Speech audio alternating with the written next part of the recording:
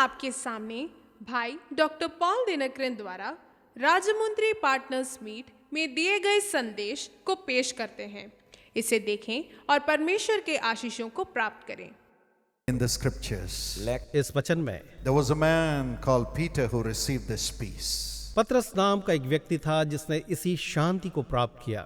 As you read Matthew 14 and verse 30, जब मत्ती 14 उसके वचन 30 को आप पढ़ते हैं, a terrible storm came around Peter. पतरस के चारों ओर एक भयानक झंझावात आया। Peter and the disciples were going in a boat under the instructions given by Jesus. पतरस और बाकी चेले यीशु के निर्देश के अनुसार नाव पर चढ़ करके एक जगह को जा रहे थे।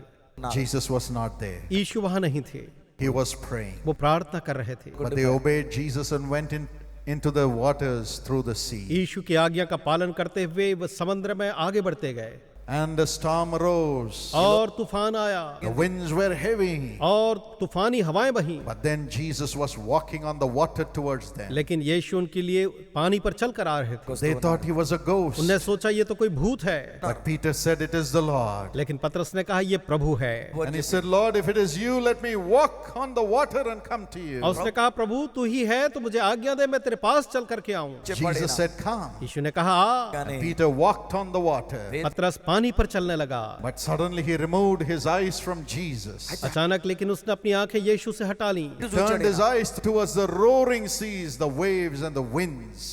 और उसकी आंखें जो थीं उस उफनते हुए समंदर और लहरों पर जा करके तूफान पर टिक And the गई। fear gripped his soul. भय उसके हृदय में छा गया, The fear gripped his soul. उसके प्राणों पर भय छा गया And he went into the waters. और वो पानी में डूबता चला गया। Jesus was right before him. यीशु ठीक उसके सामने थे, But he turned his eyes from the peace that Jesus gives. लेकिन यीशु से मिलने वाली शांति से उसने आंखें हटा ली थी Looked at the waves that were coming. और आने वाली लहरों को वो देख रहा था। And he turned and reached out to the winds and the waves. और उसने मुड़ करके आने वाले तूफानी हवा को देखा And they made him to sink.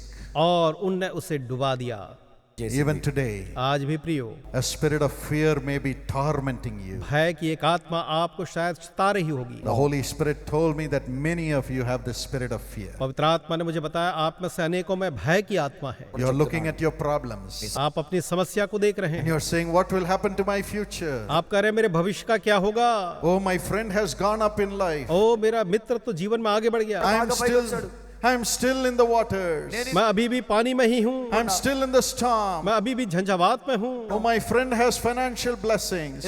मेरे मित्र के आर्थिक आशीषें हैं, My relatives have. मेरे रिश्तेदारों के भी है, Still, I have not got the financial prosperity. लेकिन अभी तक मैंने आर्थिक समृद्धि को नहीं पाया है। We have not built a house. हमने एक घर नहीं बनाया है, My daughter has not got married. मेरी बेटी का विवाह नहीं हुआ, I am not getting promotion. मुझे प्रमोशन नहीं मिल रहा है, I am earning money. मैं पैसे तो कमाता हूँ, But still nothing is staying in my hand. लेकिन तो भी मेरे हाथ में कुछ नहीं बचता है। Are you looking at those fears? क्या आप इन सारे भय की बातों को देख रहे हैं? Maybe you are sinking. शायद आप डूब रहे हैं, But thank God the Bible says लेकिन धन्यवाद प्रभु का वो वचन कहता God है, has not given us a spirit of fear, परमेश्वर ने हमें भय की आत्मा नहीं दी, but a spirit of sound mind, परंतु उसने हमें एक शांति की आत्मा दी है, spirit of power सामर्थ्य की आत्मा दी है and love. और प्रेम की आत्मा, Love. प्रेम। Jesus says, यीशु कहते हैं you are not called to have a spirit of fear, my children. मेरे बच्चे मैंने तुम्हें भय की आत्मा देने के लिए नहीं बुलाया है, You have offered prayers to me.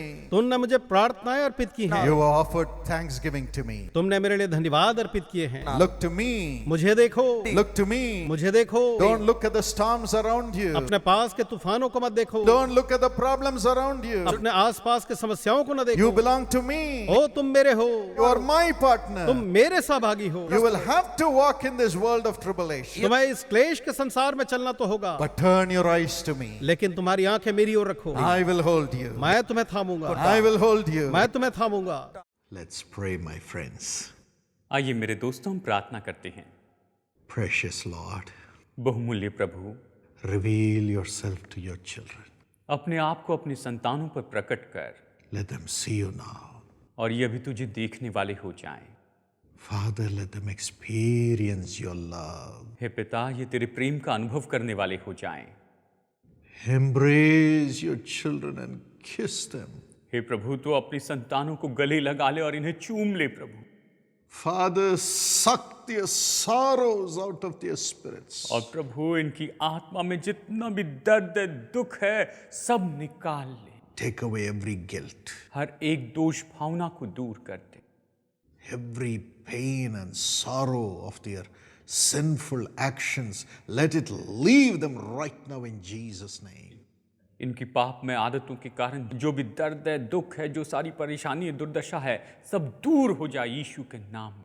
Holy Spirit, fill them, Lord. पवित्र आत्मा इन्हें भर दे प्रभु, Transform them इन्हें बदल दे प्रभु, and let the devil never be able to accuse them.